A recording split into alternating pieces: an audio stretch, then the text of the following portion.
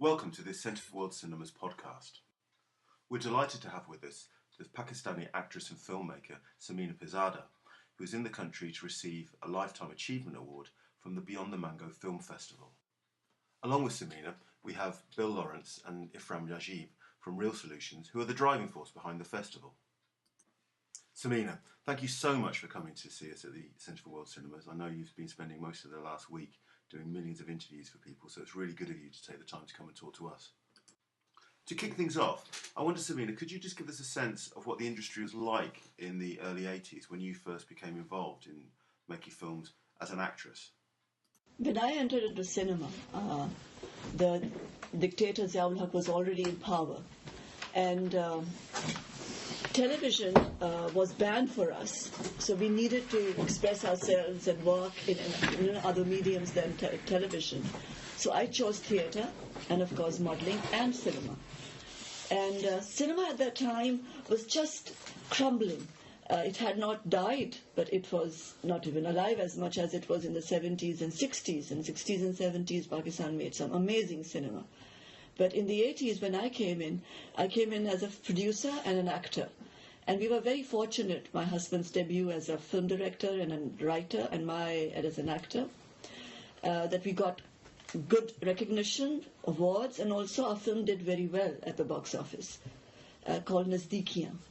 But, the great films that were made before that, like Aina, which was a Platinum Jubilee film, it ran for 3 years and did amazing business, and Nazrul Islam, the film director, was doing very well, along with other film directors. And suddenly, after losing, in 1971, losing East Pakistan, which was a bigger market for Pakistani cinema, Urdu cinema, the smaller market, Punjab, which was left after we lost East Pakistan, then we started making films for that market.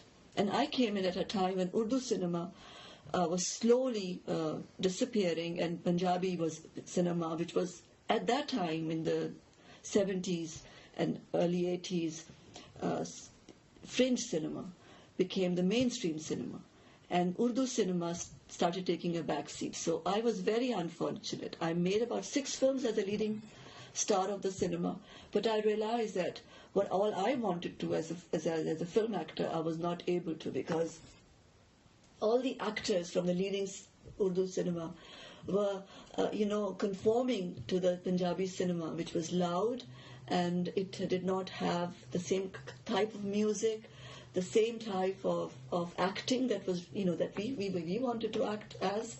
And so I said farewell to it. And I came back again in 91, and I did a film with Nazrul Islam that I admired and respected, and unfortunately he died after that. And his work was brilliant. It was based on a true story, Khahish, that I starred in. It was about, a very affluent lady who was raped by a bunch of men sent by a feudal. So it was it happened. So it's based on a true incident, and he made that film, and I, of course, enjoyed working with him. And then I realized that no, after he has died, there will be no other director that I would like to work with.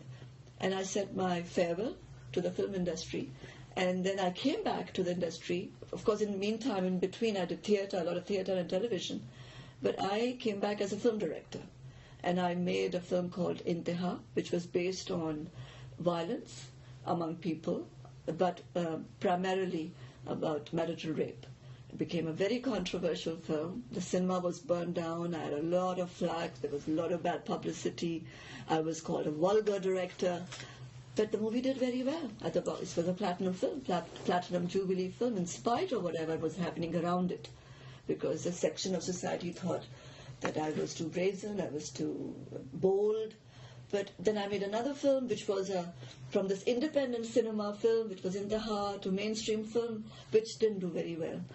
Because I think people expected me that I am going to go ahead and do films on issues that are closest to my heart. So in between, I decided to come back to acting, and I've been working for television, and I'm working regularly as an actor. And now I think I'm ready, because of cinema that has come of age, We have cineplexes and young film producers and directors who studied abroad and come back to Pakistan.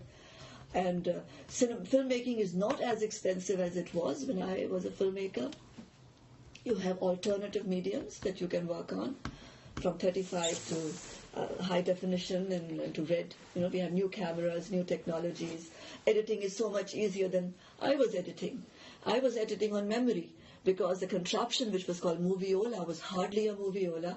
We didn't have Steinbeck at all. And, amazingly, that contraption was jumping the visual. So I only had to remember the sound and the picture, the shots that I had taken. And out of memory, I edited my film. I saw nothing of it till I saw it in the cinema. Actually, here at the Bradford Bite the Mango Film Festival, I saw my entire film with the people.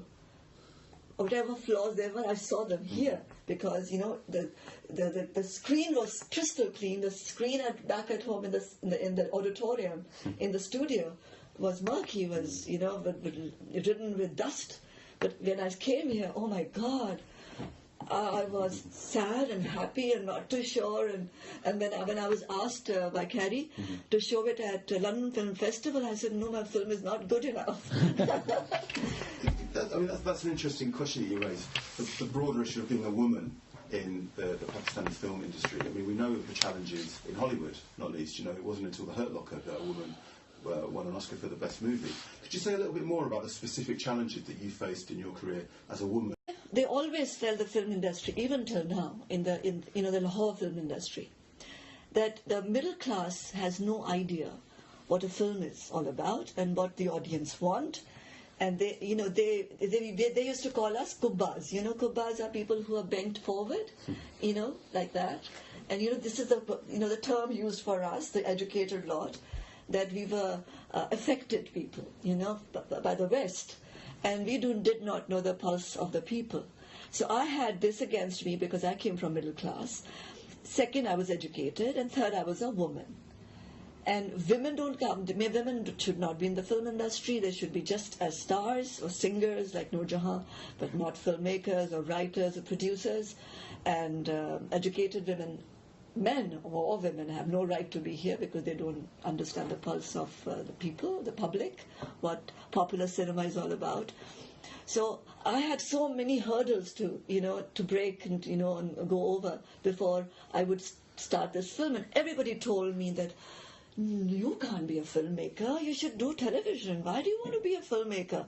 And I got a lot of opposition, and even my own my writer, my co-writer, Dr. Dennis Isaac, I had to literally tell him stories of every possible household where there was violence in a marriage. He would not agree with me, and he was not ready to walk away from television and come into cinema. And so I had to start, my battle started with him, and then before the actors, because I had wanted new actors. So no model wanted to be a film actor, no television actor wanted to be a film actor. So that's why I had to pick up actors who were already working in the films and train them to what I wanted, that kind of acting I wanted out of them. And then my camera person, that was from the first film that I did with him as a producer actor, Nazdikiyan. And he's been with us and my husband for a long time. And he was patronizing me initially. And then I realized that I didn't want to be patronized. Then he thought that I think he should be my daddy, or he should flirt with me or whatever. But just to be an equal. And he was such a lovely man. But he didn't understand how to handle me, who knew so much more. Because there've been other film directors, female film directors, where the cameraman was, the director of photography was the main person. He did all the work. He called the shots. He planned, the screenplay and the scenario and whatever. Starting from how to shoot it and where to place the camera and how to light the scene. I wanted to do everything myself. I knew what kind of light I want the scene to have, where to place the camera, where I remember in an incident that I kept telling him, I want this light to be here as a source, not here, not up, front, like don't light the face, cut the light, and She was so angry with me. So I went up and I picked up this huge light. Picked it up. And I was thinner than what I am now. I picked it up and I placed it where, and I used the barn doors exactly the way I wanted to. And he stood there, I remember, and he went up to my husband and he says, "Your wife is very tough. You know, she does not want to listen to me." So Osman said, "But she has a mind of her own." How did you get to the position that you could make films? Was it from your star as a? I think I always had this power, you know, to lead, and I always wanted my way. And when I thought that my days of acting in cinema are of no, because I didn't want to sing and dance around the trees. I found it so boring, you know, just to look pretty and you know, have this wonderful hair, and there's so much wind in it, and I'm singing around the trees and playing up to the man, and I thought it was so boring and getting drenched in the rain, and it was horrible. I did 1 or 2 such films, and whatever came along my way were mainstream kind of cinema, where a woman had very little to do. So I decided to be a character actor in the prime of my, my career, but then that got boring also, because then they started stereotyping me, and then saying that, "Oh, you die in the second half of the film." I said, "But why? Why must I die?" "No, you die beautifully." So I decided to just let it go. I didn't want to die anymore. In one of my interviews, I say that I don't want to die anymore. So how did you get the opportunity to make films then? Was it driven by the plot of the film? Was there kind of specific types of projects that? Well, I did. It worked. Your kind of your personality within Pakistan allowed you to kind of make that kind of film. I think getting people to actually give you the funding to make the film must have been tricky initially. Yeah, I made a television serial called. I did Ibsen's A Doll's House. And playing Nora did that for me, because I closed a very important door of the film industry, mainstream cinema, and got out of it as an actor. And then I did my debut as a television director. I've made a serial on a true story, an incident that happened to my friend, and I was emotionally so touched by it that I had to tell this story to the world. And that has been greatest, they say, so far in the kind of work that I did. It's so painful, the entire serial did extremely well. Even that, Pakistanis were not ready for the kind of work that I was doing, because it was so real, and it was very difficult for people, and even that work was called vulgar. That there was a lot of human beings touching each other, and I'm a very touchy-feely human being, and my characters are also like that. And people were quite taken aback from very, a lot of manners that we have, the social manners that Pakistan has. We are very not too embracing. We, have a distance. And that serial didn't have, between the husband and wife, there were no kissing or intimate scenes, but there was a lot of emotional, flow and a lot of touching. And people were quite taken aback, and I realized that, no, I can't do more of television, because people are already calling me a very bold, brazen director. Cinema I should go to. So I wrote a script. Then I realized, no, I think I should do something about violence, because that disturbs me the most. And that's how I came into directing Intaha, because it was that incident that happened to a friend of mine, and when I heard her story, that she was married to a man who adored her in the daytime. But in the middle, after work, he was violent. And in bed, he was absolutely wonderful. And that got me thinking. And then many other incidences that happened when I was a young kid. And, in my house, we were in Karachi. We had just moved from Hyderabad, a smaller town, to Karachi. And I used to be, standing there in the balcony, and I used to wonder that at night I heard there was a woman crying. I could hear it in my bedroom. But in the morning when I looked down, she was serving a man. And that got me thinking as a kid. I was 6 years old maybe at that time. And that stayed with me all my life. And I think it came out in Intaha.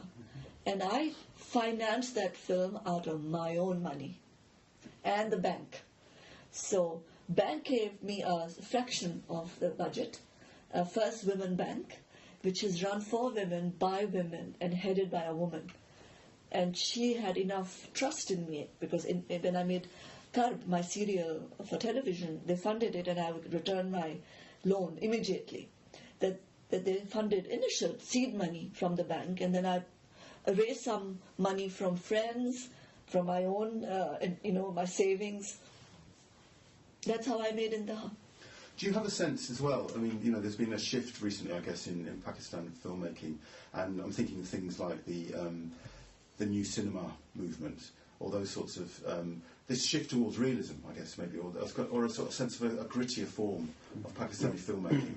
Do you feel that kind of your time is coming, or your time has come, in terms of, you're saying that you feel that these new filmmakers give you a new opportunity potentially to re-enter the film industry? Do you get that sense that, yes, that kind of the themes of the younger generation are catching up with the kinds of movies that you wanted to be making in the 90s?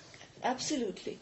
And I knew that, when I put in my money into my dream, I knew that maybe if it is short, but that journey, or it is long, but people will join me. There will be new filmmakers, and it happened. After me, Usman made a film, and then Shan and Javed Sheikh from mainstream cinema made a film, and after that, Mehreen Jabbar made Ramchand Pakistani, and now, amazingly, there are 6 or 7 new filmmakers, more, I would say, by the time I go back. There is going to be, then Zeba Bakhtiar made a film, and now Zeba Bakhtiar is making 2 films, Jami is making 2 films, and Parveen Bilal has made a film, Josh, and then there's another girl who's made Lamhe, and Humayun Saeed, who I introduced in films as the antagonist in Intaha, he's made a film called Main Hoon Shahid Afridi, and then War. And War has done amazingly beautifully at the box office. So there is hope. And that hope was there in me. Because people used to say to me that you're such a fool, that you're putting your money into it. And the film industry is dying. And I said, no. You just watch. I believe in it.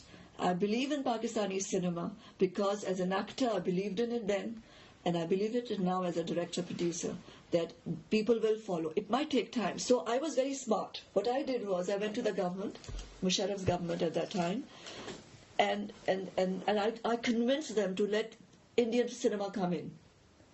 I said, because we have a gap, the cinema goers are going away from Pakistani cinema, and a very small audience is available to whatever they're making in the whole film industry.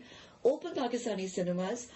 Because of Indian cinema, and because of Indian cinema, new cinemas will come up, buildings, cineplexes with multiple screens, and I was right. Because I went to Goa to a film festival, Indian film festival, and I was talking about asking Indian filmmakers to invest in cineplexes. I said, because it's a big market, it's a great market, and it will evolve, so come. And then they came. They have Pakistani film money is involved in the cineplexes, and I think people from abroad have invested. Pakistanis from expats from England, maybe 1 or 2 cineplexes, and we showed Indian cinema. And what I was saying, what Sayyid Noor was saying, that we are going to kill the industry, we haven't. Because of that, Pakistani audiences got trained, they kept coming to the cinemas, they got into the habit of cinema watching, and now War has proved my point that I talked about in 1999, 2000, 2001, 2, 3, 4, 5. I was right. And now War has crossed more than Indian cinema. And now Yash Chopra, before he died, I was talking to him as a great filmmaker from India, that the day Pakistan and India have collaborations with Pakistan Indian actors together, Pakistani market is 50 plus crores, 50 to 60 crores, because Pakistani audiences want to see their own actors opposite Indian actors, male, female, both. And the Pakistani artists working with Indian artists is going to be celebration of the subcontinent cinema. This is what I've told, and I can see that coming. And you think there will be more, Irfan Ajib, you think there will be more collaborations between India and Pakistan? Well, I'm hoping Because if the Indians want, to do well, I think in the 50 crores plus market, I think if there is a collaborative films, I think that'll be wonderful. But meanwhile, till this all happen, we are standing up on our own 2 feet and making great cinema. And amazingly, all these films that have come into cinemas today, starting from Ramchand Pakistani or Intaha, and all the way down to Bol and Khuda Ke Liye and Tuvar today, or Zinda Bhag, they're all different. They are not the mainstream, stereotypical, cinema that, boy meet girl, song dance, and action-packed. No, all different. So what cinema do you think these filmmakers that are now emerging with films like Mehushai, The Freedy, etc., when they were growing up, what cinema were they watching? What has been their influence? So it's not Lollywood. It's a different style of filmmaking. It's gritty, for example, Bol. European. Iranian. That is what the young filmmakers are inspired by, Iranian, European cinema.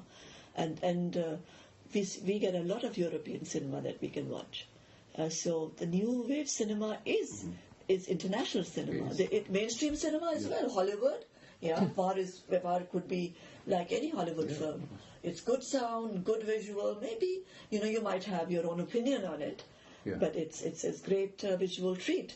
And Zinda Bhag has another, it has rawness of European cinema. Like when you watch European cinema or Iranian, there's a certain rawness. Life is out there, very naked, very raw. That's what it is all like. And Seedling is different. Seedling is very tailored, styled film, very stylized. So is Josh. Josh is like a television, telefilm, a telemovie. So it's very interesting to see. Who is going to see these films? Are these kind of niche products within Pakistan? Or They've all been released. They've done their round. They've not been great hits. Mehushai the mainstream cinema, it's done very well. Var is absolutely another film phenomenon. But again, it's mainstream, but it is in English. It's the basic language of that film is English. It's subtitled in Urdu, but yet it has amazing audience. It is not in Urdu. Is that the first film to come out of Pakistan that is in English? English, no. So the first one was Usman's first film, Beyond the Last Mountain, Javed Jabbar's, which was made in 2 versions, English and Urdu, simultaneously. Is this also a sign of a kind of maturity in the Pakistan film industry? Do you think that it's thinking more about the international potential of films? The sense that it doesn't feel that necessarily films have to be confined to the domestic market by making films in English, so with an eye on kind of international distribution. Yes, I think you're right. Is that kind of a new thing? Yes, it's a new thing, and Bar, I think, was made for international market. And some films we are looking into showing at the festivals, and some films we are looking into like worldwide cinema release. And I think that they are divided. You can see that the producer, director was what they were aiming for. But amazingly, they showed in cinemas Pakistan, and distributors today who never touched independent art house cinema before are now releasing such films, such small budget or medium budget cinema.